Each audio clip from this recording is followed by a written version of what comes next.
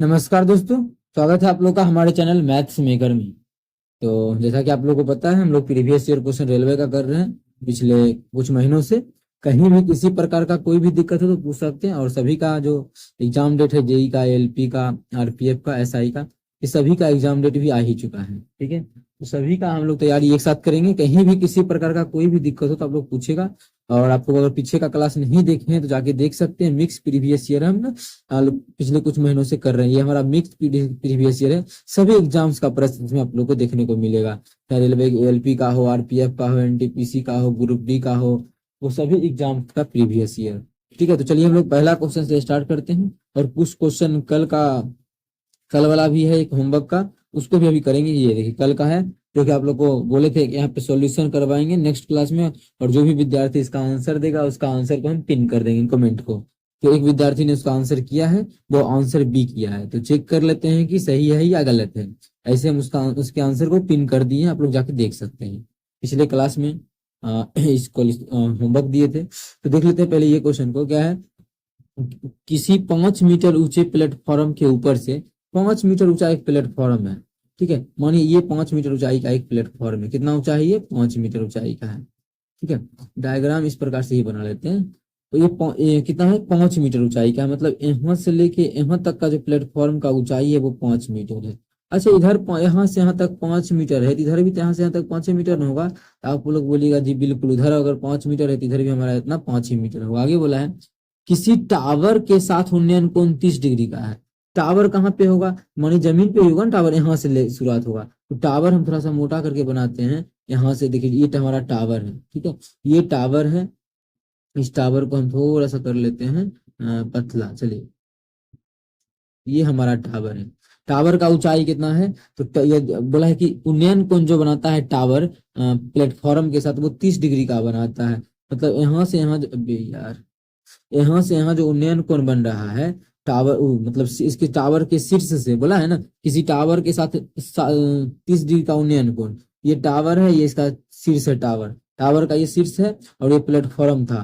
तो यहाँ जो उन्नयन कोण है वो कितना है? तो ये जो हमारा है वो 30 डिग्री दिया हुआ है। कितना है? 30 डिग्री है। अब ये नहीं समझिएगा कि यहाँ से यहाँ तक प्लेटफॉर्म है, सिर्फ प्लेटफॉर्म हमारा यही है, इतने को है, सिर्फ एक लाइन यहाँ पे प्लेटफॉर्म था। मतलब इस प्रकार से ये डायग्राम है समझने के लिए। ये जो हम बनाए थे 5 मीटर का, क्या था समझने के लिए। हम फिर दूसरा डायग्राम यहाँ ड्रॉ कर लेते हैं। ये जो हमारा था ये क्या था? प्लेटफॉर्म था 5 मीटर का। यहाँ पे 5 मीटर का ये क्या था? 5 मीटर का ये प्लेटफॉर्म है। कितने मीटर का? 5 मीटर का। इसीलिए आप लोग को हम पूरा बड़ा बना दिए, क्योंकि अब मानिए यहाँ पे खींचने का जरूरी पड़ेगा ही। 5 मीटर का प्लेटफॉर्म है। अच्छा, यहाँ 5 मीटर है तो इसे सामने मानिए अपने मन से यहाँ खींच दिए, ये भी हमारा 5 मीटर होगा। बिल्कुल ठीक है।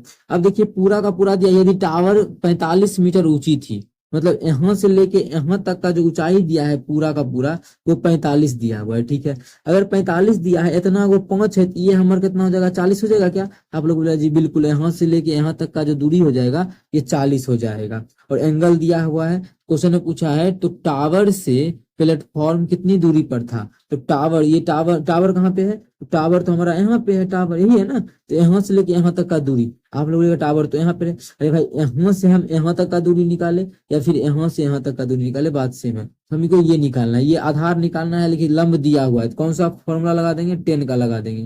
क्या हो जाएगा? 10 कितना? 30 डिग्री। थीटा का मान 30 डिग्री है, तो 10 थीटा बराबर क्या होता है? लंब बटा आधार। तो लंब हमारा कितना? लंब हमारा 40 है, कि यहीं से ले रहे हैं ना, क्योंकि त्रिभुज हमारा यही बन रहा है 40 वाला। तो लंब बराबर लंब बटा आधार, लंब 40 बटा आधार कितना है? यही तो हमें ज्ञात करना है।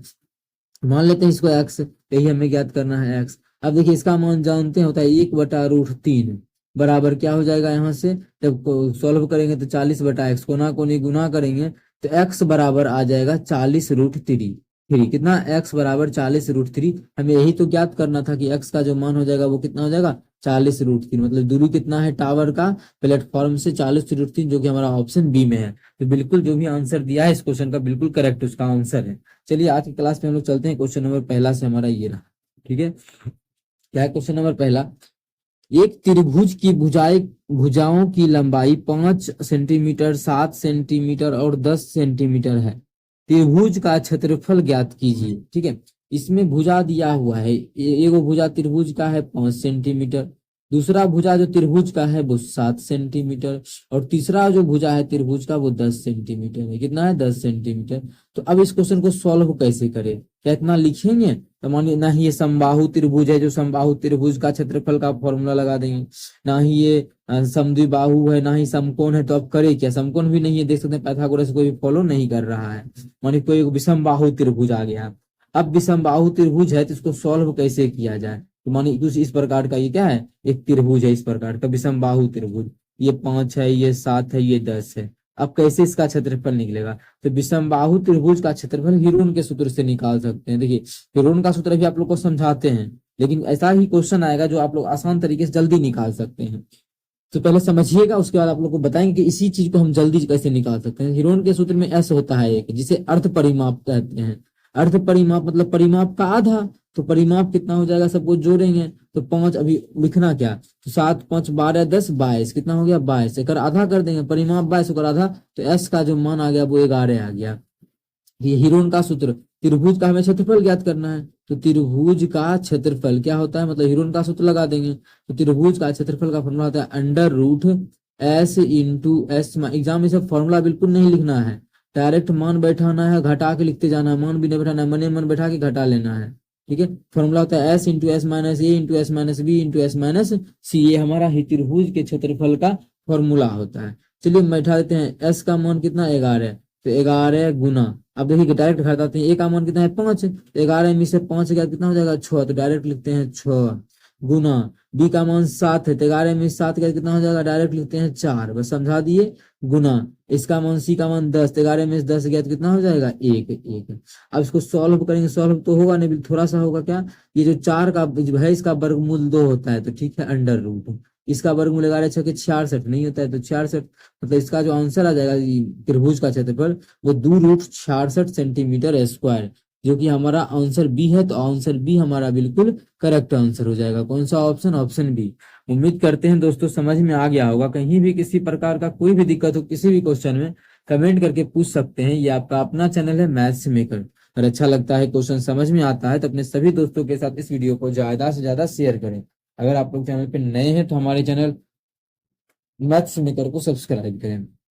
इतना करना नहीं, डायरेक्ट लोग देखिए, डायरेक्ट आप इतना एग्जाम में फॉर्मूला वॉर्मूला नहीं लिखना, डायरेक्ट क्या करना है? जैसे इसको जोड़े तो 22, 22 में से 2 गया 11, डायरेक्ट अंडर रूट 11। 11 गुना 11 में से 5 गया तो 6, गुना 11 में से 7 गया तो 4, गुना 11 में 10 गया तो 1। डायरेक्ट देखिए आंसर आ गया ना 2। इसका ये तो होगा नहीं, सॉल्व आ गया। तो एग्जाम में इस प्रकार से करना है, इतना लिखना थोड़ी ना है बस। लेकिन अगर विषमबाहु त्रिभुज है तो आप लोग को हीरोन का सूत्र ही लगाना पड़ेगा, ऐसा इसका इसके अलावा और कोई भी तरीका नहीं है। ठीक है, तो ऑप्शन हमारा बी बिल्कुल करेक्ट होगा। चलिए अगला क्वेश्चन की तरफ चलते हैं। क्वेश्चन नंबर 2 क्या है? क्वेश्चन नंबर 2, यदि एक राशि 7 वर्षों में 4 गुनी हो जाती है, कितने वर्षों में, कितने समय में यह राशि साधारण ब्याज की समान दर पर 16 गुनी हो जाएगी? कितने साल में 16 गुना हो जाएगा?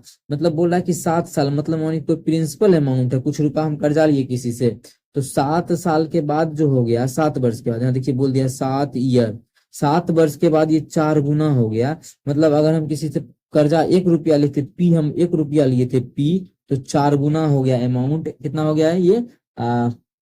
4 गुना का मतलब 4 हो गया। ठीक है, अब बोल रहा है कितने साल के बाद अगर हम 1 ही रुपया ले तो ये कितना हो जाना चाहिए? तो ये 16 गुना हो जाए। कितना गुना हो जाए? 16 गुना। इसका बात कर रहा है। तो किस प्रकार से आप लोग सॉल्व कीजिएगा ऐसा क्वेश्चन जब भी एग्जाम में आ जाए।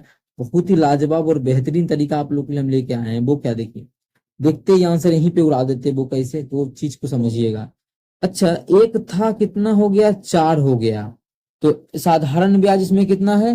एक था 4 हो गया, तो 4 रुपया हो गया ना, हम कर्जा तो 1 ही रुपया लिए थे, तो ब्याज कितना हो गया? 3। मतलब बोल सकते हैं यहाँ पे एस आई का जो मान आ गया, साधारण ब्याज का मान 3 आ गया। ठीक है, यहाँ पे 1 रुपया कर्जा लिए थे, हो गया कितना? 15 रुपया। 16 रुपया हो गया, कितना हो गया? 16 हो गया। तो साधारण ब्याज कितना हो गया? तो यहाँ पे हम बोल सकते हैं साधारण ब्याज जो हो गया वो 15 हो गया। ठीक है, अब हमें 15 का ही तो निकालना है। 15 कितना दिन में 15 हो जाएगा? तो इस चीज को हम यहाँ से कैलकुलेट करेंगे, इस डायग्राम, इस चीज को। अब 1 मिनट आजा। देखिए, एक बार क्वेश्चन अगर समझते हैं ना, बहुत ही आसान तरीके से इस क्वेश्चन को आप लोग एग्जाम में बना सकते हैं। वो कैसे? यहाँ पे देखिएगा। अब देखिए 7 साल में कितना हो गया? 3 गुना। तो यहाँ से हम बोल सकते हैं कि 3 अनुपात का मान 7 है। बोल सकते हैं ना कि मानिए यहाँ पे साधारण ब्याज अगर 7 हुआ, 3 हुआ, तो कितना साल में, 7 साल में। ठीक है, मतलब बोल सकते हैं कि 3 अनुपात का मान 7 साल। लेकिन हमें कितना, 3 अनुपात का मतलब साधारण ब्याज अगर 3 है तो उसका 7 साल में हो गया। हमें साधारण ब्याज कितना पुराना है, तो क्वेश्चन बोला है 15। 15 पुराने के लिए कितना गुना करना पड़ेगा, एकरा में 5 से, एक रो में 5 से गुना करेंगे, मतलब 15 हो जाएगा कितना दिन में, 7 पचे 35 साल में। तो 35 साल हमारा ऑप्शन बी में है, तो ऑप्शन बी हमारा बिल्कुल करेक्ट आंसर हो जाएगा। इस चीज को भी इतना नहीं सॉल्व करना था, यहाँ सब चीज दिख ही रहा था कि कितना पचगुना हो रहा है, पचगुना है ना, सॉरी यहाँ पे 3 से 7 हो रहा है। हम लोग ब्याज ही ब्याज देखते हैं, पहले ब्याज था 3, अब ब्याज हो रहा है 15। पहले ब्याज था 3, अब ब्याज हो रहा है 15, तो ब्याज कितना गुना हुआ, 5 गुना हुआ ब्याज। ब्याज कितना, 5 गुना, तो समय भी कितना होगा, 7 का 5 गुना, समय भी 35 गुना हो जाएगा। और हम लोग आंसर को टिक करके आगे निकल जाते। ठीक है, और मानिए इतना क्वेश्चन को लिखना भी नहीं था, तो यही चीज को हम यहाँ पे भी देख के टाइम बचा सकते थे। कैसे, कितना हो गया, 4 हो गया, एक था 4 हो गया, मतलब 3 बढ़ गया ब्याज, और बोल रहा एक था अब 16 हो जाएगा, तो ब्याज कितना, अब 15 आएगा, तो मतलब कितना गुना हो गया, तो 3 पचे 5 गुना, समय भी हो जाएगा 7 पचे 35 गुना आंसर। ठीक है, तो इस प्रकार से भी आप लोग चाहें तो क्वेश्चन को सॉल्व कर सकते, चाहे नहीं इसी प्रकार से आप लोग को क्वेश्चन सॉल्व करना पड़ेगा। चलिए हम लोग चलते हैं अगला क्वेश्चन, क्वेश्चन नंबर 3 की तरफ। देखिएगा क्वेश्चन नंबर 3 क्या है। अगला क्वेश्चन है, 8 आदमी 9 घंटे प्रतिदिन कार्य करके किसी काम को 20 दिनों में पूरा कर सकते हैं। 7 आदमी 10 घंटे प्रतिदिन कार्य करके उसी काम को कितने दिनों में पूरा करेंगे। देखिए, जब भी इस प्रकार का क्वेश्चन आ जाए कि इतना आदमी इतना घंटे मिलके, और कुछ माने इसमें काम भी दे देता कि 10 पैकेट बनाता है, 20 पैकेट बनाता है, हमेशा एक यही फॉर्मूला यूज करना है। क्या, आप लोग को एक मसाला का नाम याद होगा क्या, MDH, उसी पे बैठा देना है, MDH बराबर, इधर भी लिख देना है MDH। क्या ऐसे बन जाएगा, हाँ बिल्कुल बन जाएगा। बस एक चीज लिखना है, अगर 1 1 1 इधर 2 2 2, कि डबल डबल दिया है, कि बोला इतना करता है इतना कब करेगा, मतलब इतना करता है इतना कब करेगा, ऐसे बैठा देंगे। अगर मैंने काम का बात भी दे दिया कि 10 काम करता है या 10 पैकेट बनाता है, 10 कुरकुरे का पैकेट बनाता है, यहाँ W1 भी लिख लेंगे, यहाँ भी, यहाँ W2। लेकिन काम का इस क्वेश्चन में कोई जिक्र नहीं हुआ है, तो काम को हटा देंगे, चलिए हटा दिए। और जो जो नहीं करेगा, मानी घंटा का भी जिक्र नहीं करता, तो घंटा को, जैसे इसी क्वेश्चन में क्या दिया है कि घंटा अगर नहीं देता तो माने यहाँ से भी एच का मान हटाते, यहाँ से भी एच हटा देते। लेकिन यहाँ पे हमको एच दिया हुआ है क्वेश्चन में, तो बैठाना पड़ेगा, चलिए बैठा लेते हैं। 10 आदमी, एम क्या है, आदमी की संख्या। ठीक है, कितना, 8 आदमी है, तो 8 आदमी गुना 9 घंटे प्रतिदिन, एक दिन में 9 घंटा काम करता है, 9 घंटा प्रतिदिन गुना, ताकि दिन तो अभी बचा हुआ है, कितना दिन काम किया, करके किसी काम को 20 दिनों में पूरा कर लेता है। क्या दिन में, 20 दिनों में पूरा कर लिया। ठीक है, तो टोटल काम हमारा ये आ गया। आगे बोला है, क्या आगे बोला है कि 7 आदमी, एम का मान 7 आदमी 10 घंटा डेली काम करे, 10 घंटा डेली काम करे, तो कितना दिन प्रतिदिन 10 घंटा काम करे, तो उसी काम को कितना दिन में, डी हमें अब ज्ञात करना है। हो गया, निकाल दें यहाँ से, 1 0 से 1 0 गया, 8 नमा कितना हो जाएगा, 72। इधर 7 क्या है, गुना में आ जाएगा, तो बटा में 7, तो हमारा आ जाएगा, सही है ना सब कुछ। अरे यार 2 तो छूट ही गया। ठीक है, देखिए 2 छूट गया, ये हमारा गुना, तो 9 72 दूना 144, 144, इधर 7 गुना में इधर आके बटा में हो जाएगा, तो 144 बटा 7 दिन, मतलब 144 बटा 7 दिन में वो काम को कंप्लीट कर देगा, यदि 7 आदमी है, डेली काम कर रहा है 10 घंटे का तब। तो इस प्रकार से आप लोग निकाल सकते हैं, बहुत ही बेहतरीन फॉर्मूला है।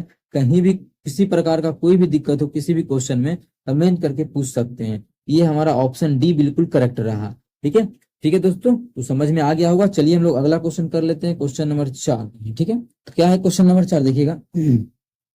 एक घोड़ा और एक गाय 12,000 प्रत्येक में बेचा, मतलब 12,000 रुपया में दोनों को प्रत्येक को बेचा गया। घोड़ा को भी 12,000 रुपया में और गाय को भी 12,000 में। और आगे क्या बोला है, देखिएगा। घोड़ा 20% लाभ और गाय को 10% की हानि पर बेची गई। घोड़े और गाय को कितने लाभ या हानि पर बेचा जाएगा। देखिए, इसका बहुत सारा तरीका है, तो हम अभी क्या करते हैं, एक ऐसा नियम बताते हैं जो सब पे लागू, दोनों नियम सब पे लागू होगा। तो पहले आप लोग को हम बताते हैं फर्स्ट मेथड, यहाँ पे जो कि ट्रिक है, जो ज्यादा होशियार बच्चा है वो इसको देख के आगे दूसरा क्वेश्चन की तरफ जा सकता है। लेकिन जिसको चाह है कि हम सभी तरीका को समझे, वो विद्यार्थी के लिए यहाँ पे रुक सकता है। हम दोनों तरीका बताएंगे। पहला एक तरीका देखिए, फर्स्ट मेथड, ठीक है। कब ऐसा करना है, जब एसपी सेम हो तब, या एसपी सेम नहीं हो तब भी आप कर सकते हैं, जो तरीका अभी आप बता रहे हैं। एक ऐसा भी तरीका है जिसमें सिर्फ और सिर्फ जब विक्रय मूल्य सेम होगा तभी लगा सकते हैं, तो वो तरीका आप लोग के साथ हम अभी डिस्कस नहीं करेंगे। ऐसा तरीका करेंगे जो कि सब क्वेश्चन में लागू हो जाए, ठीक है। ये हमारा फर्स्ट मेथड है, आप लोग को हम दोनों बताएंगे, तो ध्यान दीजिएगा। चलिए कर लेते हैं क्वेश्चन को सॉल्व। क्या बोला है कि पहला जो है 20% का क्या हो रहा है, लाभ हो रहा है। अच्छा, 20% का लाभ, इसका फ्रैक्शन वैल्यू कितना हो जाएगा, तो बोलिएगा 1/5 होगा ना, ताकि बटा 100 करेंगे तो कटेगा तो 1/5, फ्रैक्शन वैल्यू यही होता है। तो 20% का फ्रैक्शन वैल्यू कितना, 1/5। मतलब नीचे में कोई चीज हम सीपी मानते हैं, जब क्रय मूल्य का क्वेश्चन करते हैं, विक्रय मूल्य का सीपी। अब मानिए कोई चीज का सीपी जो है 5 रुपया है, 5 रुपया मान लीजिए ना, क्या दिक्कत है, 5 रुपया है, उस पे 20% का लाभ होगा। 5 का 20% कितना, 1 हो गया। देखिए तो 5 का 20 1, तो 5 पे 20 का लाभ हुआ, मतलब जो बेचेंगे कितना में, 1 का लाभ। 5 5 का 20% 1 हुआ, तो 5 पे 20% लाभ मतलब 1 का लाभ, तो बेचेंगे 6 में। बिल्कुल गुड, वेरी गुड। चलिए अगला, आगे वाला 10% का हानि हुआ है, तो 10% का जो फ्रैक्शन वैल्यू हो जाएगा वो 1/10 हो जाएगा। कितना हो जाएगा, 1/10। मतलब कोई चीज अगर 10 का है, सीपी उसका 10 है, कितना है सीपी 10, तो उस पे 10% का लॉस हो जाएगा, मतलब 1 का लॉस हो जाएगा। क्यों, क्योंकि 10 का जो हमारा 10 का 10% है वो एक होता है, तो 10 का 10% मतलब इसका 10% लॉस हो जाएगा, मतलब 1 का लॉस हो जाएगा, तो 9 में बेचेंगे। अब देखिए यही हमारा रह गया क्वेश्चन, यही क्या रह गया क्वेश्चन। क्वेश्चन में बोला है कि दोनों में प्रत्येक का जो क्या है, प्रत्येक में 12,000 में बेचा गया। प्रत्येक मतलब एसपी क्या है, सेम है। एसपी क्या है, क्वेश्चन में बोला है सेम है, एसपी सेम है। हम भी यहाँ एसपी मेरा सेम है, देखिए तो न है सेम, तो एसपी को सेम कर देंगे। तो कैसे करेंगे, कि हमारा है कितना, ये 6 है, ये 9 है, दोनों को सेम करेंगे तो लगता है 3 से गुना करेंगे तो सेम हो जाएगा। तो कर देते हैं, एकरो में 3 से गुना तो एकरा में 2 से गुना, तब ना देखिए ये भी हमारा कितना हो गया, 18, और ये भी हमारा हो जाएगा कितना, 18 हो जाएगा। जब इधर किए तो इधरो करेंगे, जिससे कि अनुपात में चेंज नहीं आए, तो ओकरा में 3 से किए एकरो में 3 से, एकरा में 2 से किए एकरो में 2 से, तो मतलब ये हमर हो गया 15 और ये हमर हो गया 20। मतलब ओवरऑल एगो, अब देखिए एसपी सेम, तो एसपी सेम हो गया, वाह गुड, क्या बात है, आ गया। अब दोनों मिला के कितना, 18 18 36 हो गया एसपी। और यहाँ से बात करें तो क्रय मूल्य कितना, एगो का 15 रुपया, जब बराबर करने के चक्कर में एगो का 15 एगो का 20, यूनिट बोलते हैं लेकिन यहाँ पे रुपया समझाने के लिए हम मान रहे हैं, तो 35 कितना आ गया, 35। अब मतलब सीपी हो गया कितना उस वस्तु का, 35। मतलब कोई वस्तु का जो क्रय मूल्य है वो 35 है और विक्रय मूल्य कितना है, 36 है, तो क्या होगा, लाभ होगा कि हानि होगा। आप लोग बोलिएगा कि लाभ होगा, कितना का, 1 का लाभ, 1 का लाभ हो रहा है, तो मतलब क्या होगा, लाभ होगा। पहला ऑप्शन में लाभ ये हो सकता है, पहला ऑप्शन।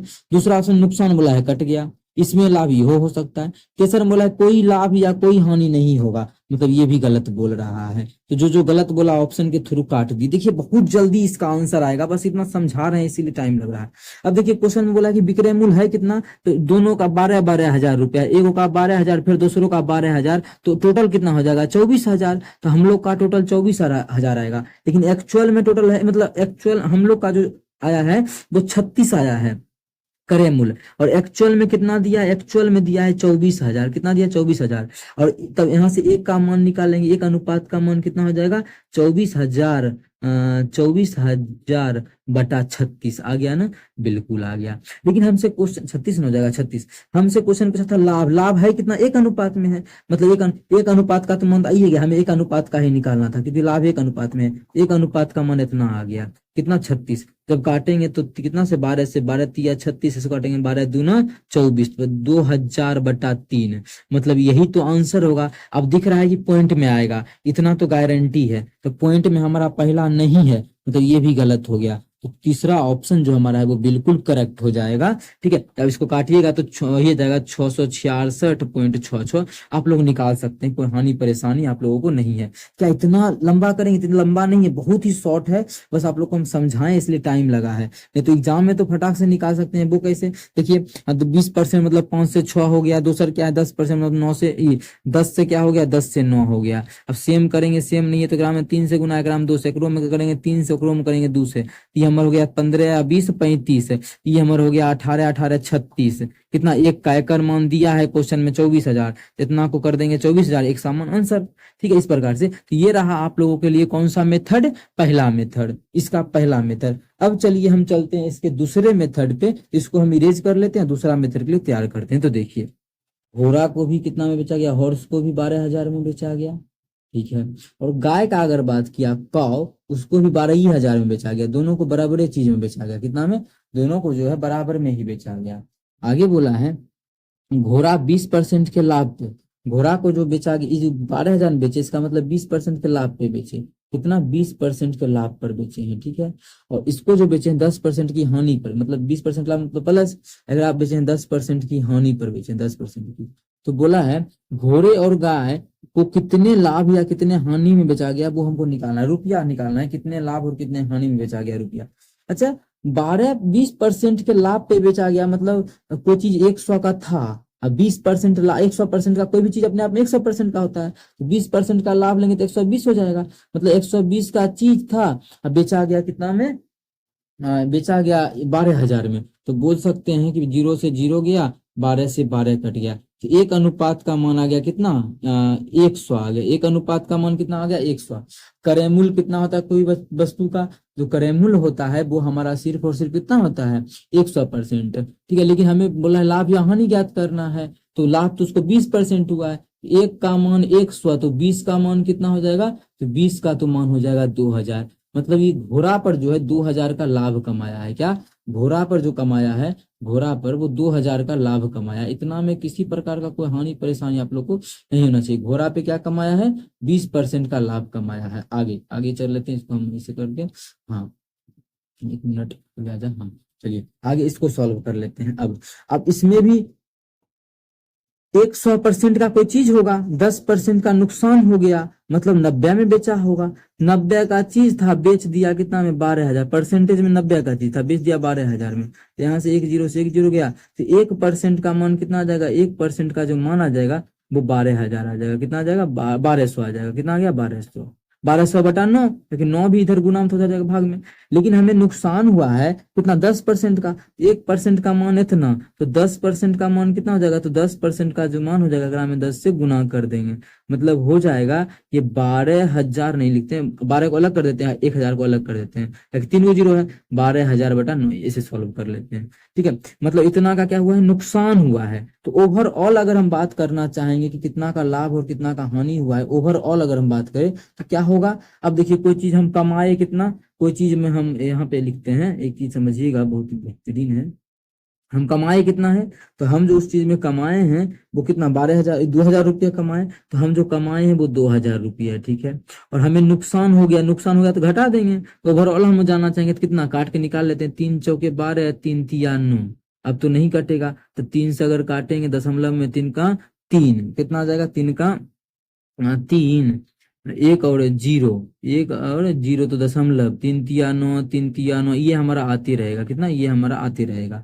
जब इसको 1,000 से गुना करेंगे तो हो जाएगा हमारा कितना हो जाएगा, 1 3 3 3, 1,000 से गुना कितने, ये बन गया 3, इस प्रकार से आते रहेगा, दशमलव 0। मतलब इतना रुपया का क्या हुआ, हमें नुकसान हुआ। हमें कुल कमाए हैं 2,000, 1,333 रुपया का नुकसान हो गया, तो ओवरऑल हम कितना कमाए, घटा देंगे। तो घटाएंगे तो घट के कितना आ जाएगा, ऑप्शन के ही ये लग रहा है ना, घटा के से निकाल लेते हैं।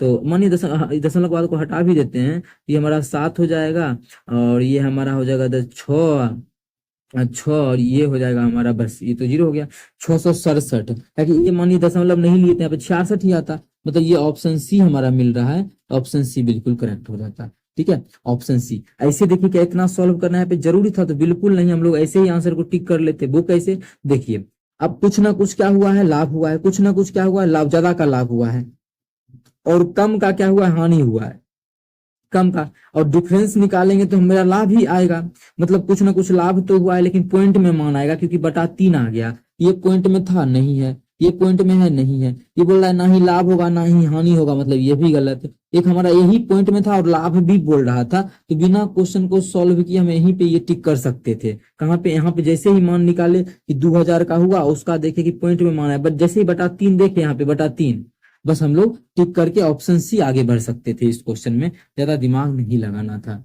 ठीक है, चलिए अगला क्वेश्चन की तरफ चलते हैं। क्वेश्चन नंबर 4 क्या है? क्वेश्चन नंबर 4 हमारा, निम्न को हल करें। इसे को क्या करना है कि हम लोग को हल करना है, तो चलिए इसको कर लेते हैं हम लोग हल। कैसे हल होगा ये क्वेश्चन? तो सबसे पहले ब्रैकेट का काम करेंगे। चलिए कर लेते हैं सबसे पहले हम लोग ब्रैकेट का काम। तो ब्रैकेट में भी क्या करेंगे, सबसे पहले जोड़ेंगे, जोड़ का काम करेंगे, तो जोड़ लेते हैं। जब जोड़े या कुछ भी कर ले जो आसान हो हम लोग के लिए।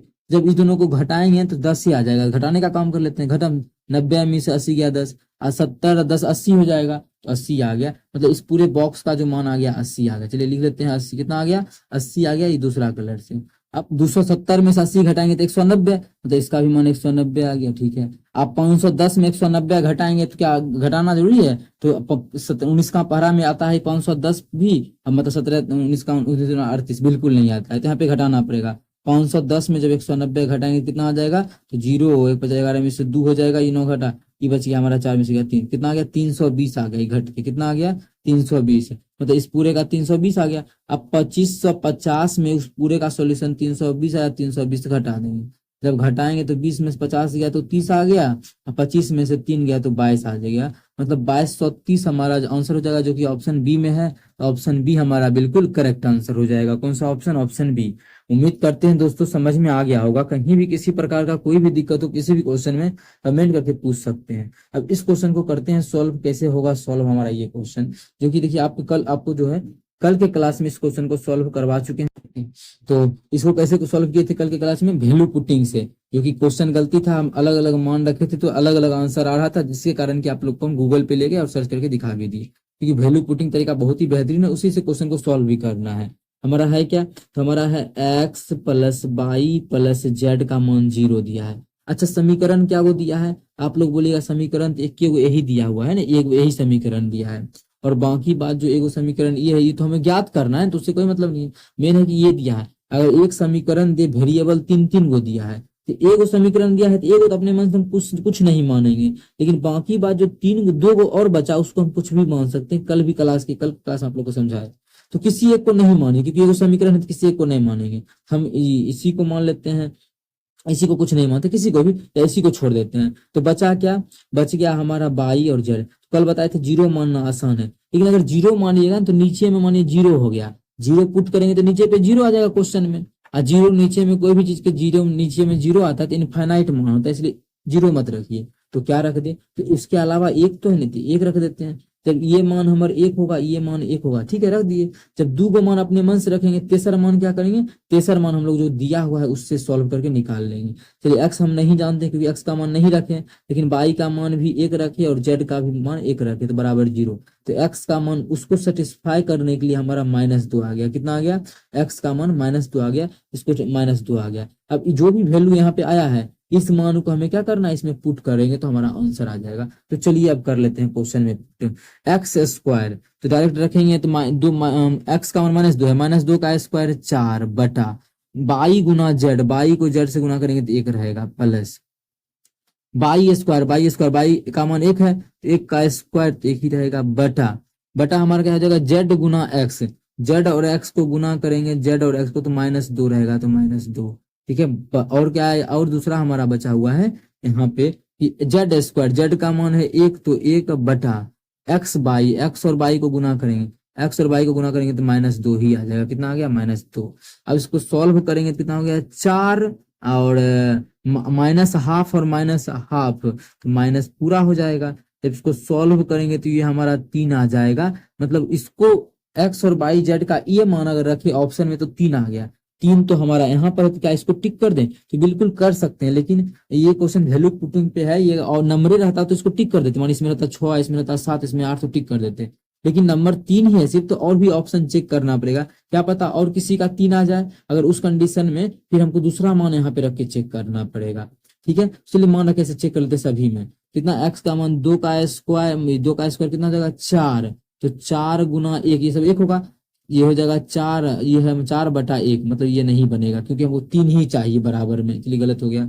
इसमें अगर रखेंगे तो एक्स स्क्वायर, एक्स का मान क्या है? -2, तो -2 का स्क्वायर क्या हो जाएगा? 4 प्लस बाई का मान 1 प्लस जेड का भी मान 1, 4 2 6 आ गया। तो ये भी नहीं हो सकता, 3 ही चाहिए।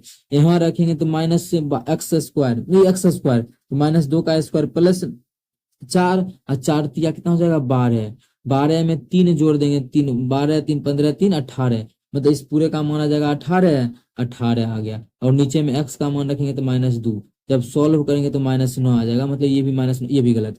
तब 3 ऑप्शन तो गलत है, क्यों नहीं बचा 3 ऑप्शन, ये हमारा बिल्कुल करेक्ट आंसर हो जाएगा। आप लोग का जो भी मन करे x का मान रख के उस चीज को रख के निकाल सकते हैं, क्वेश्चन का आंसर बिल्कुल बेहतरीन ढंग से आएगा।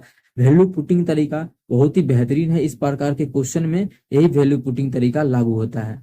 कहीं भी किसी प्रकार का कोई भी दिक्कत हो किसी भी क्वेश्चन में, कमेंट करके पूछ सकते हैं। ये आपका अपना चैनल है मैथ्स मेकर। लेकिन देखिए, आप वैल्यू पुटिंग के अलावा इस क्वेश्चन का और भी तरीका नहीं था, बिल्कुल था। यहाँ पे हम वैल्यू पुटिंग ही क्यों बताए, क्योंकि वैल्यू पुटिंग हमको सिखाना था, क्योंकि इस क्वेश्चन को तो और दूसरे तरीके से भी सॉल्व किया जा सकता है बिना वैल्यू पुटिंग का। वो क्या तरीका रहेगा, देखिए वैल्यू पुटिंग इसलिए सिखाया क्योंकि जरूरी है आप लोगों को, और तो इस क्वेश्चन में क्या यूज नहीं होगा, तो यूज होगा तभी तो किए। लेकिन इस क्वेश्चन को बिना वैल्यू पुटिंग के भी आप लोग अगर चाहें तो सॉल्व कर सकते हैं। उस चीज को कैसे समझना है, तो देखिए, जब भी आप लोग को पता होना चाहिए, जब भी x plus y plus z बराबर 0 हो, तो ये हमारा x cube plus y cube plus z cube बराबर होता है 3x बाई जेड। क्या होता है, बराबर 3x बाई जेड। जब भी, कब ऐसा कब होता है, जब हमारा दिया हो x plus y plus z बराबर 0, तभी ऐसा होगा। अगर ऐसा if x plus y plus z बराबर 0, तभी हमारा ये चीज होगा। अच्छा, इधर हमारा x वाई जेड गुना में है, तो बराबर किस पर आएगा, तो भाग में ना हो जाएगा, क्या अलग अलग करेंगे तो x वाई जेड एक रो में आ जाएगा, x वाई जेड एक रो में आ जाएगा, और x वाई जेड हमारा इसमें भी आ जाएगा, और यहाँ से x वाई जेड हमारा खत्म हो जाएगा। ठीक है, अब देखिए डायरेक्ट 3 आंसर आ गया ना। इससे एगो x खत्म, तो यहाँ 2 गो बच जाएगा, और ये नीचा वाला खत्म। यहाँ 2 गो बाई बचेगा, एगो बाई खत्म, 2 गो जेड बचेगा, एगो जेड खत्म। तो आ गया, देखिए तो एक्स स्क्वायर बटा बाई जेड, देखिए बाई जेड, बाई स्क्वायर बटा x Z, by Z x, Z square बटा एक्स जेड। यहाँ पे देखिए सब चीज आ चुका है ना। यहाँ पे हमारा जेड कट जाएगा, यहाँ पे हम बाई को काट दिए हैं, कोई बात नहीं है, बस समझ गए ना आप लोग। देखिए डायरेक्ट हमारा 3 आ गया आंसर, तो 3 टिक कर देते। ये जो क्वेश्चन था बिना वैल्यू पुटिंग के भी बन रहा था, लेकिन आप लोग को हमें समझाना था वैल्यू पुटिंग तरीका कि आप लोग सभी क्वेश्चन में कर सकते हैं। कुछ फिक्स वाला क्वेश्चन आता है उसको छोड़ के, तो इस प्रकार से आप लोग निकाल सकते हैं। उम्मीद करते हैं दोस्तों समझ में आया होगा। एक एक क्वेश्चन आप लोग को हम बहुत ही बेहतरीन ढंग से बताए हैं। कहीं भी किसी प्रकार का कोई भी दिक्कत हो किसी भी क्वेश्चन में, तो कमेंट करके जरूर पूछिएगा। ये आपका अपना चैनल है मैथ्स मेकर। चलिए मिलेंगे नेक्स्ट वीडियो में। Thank you.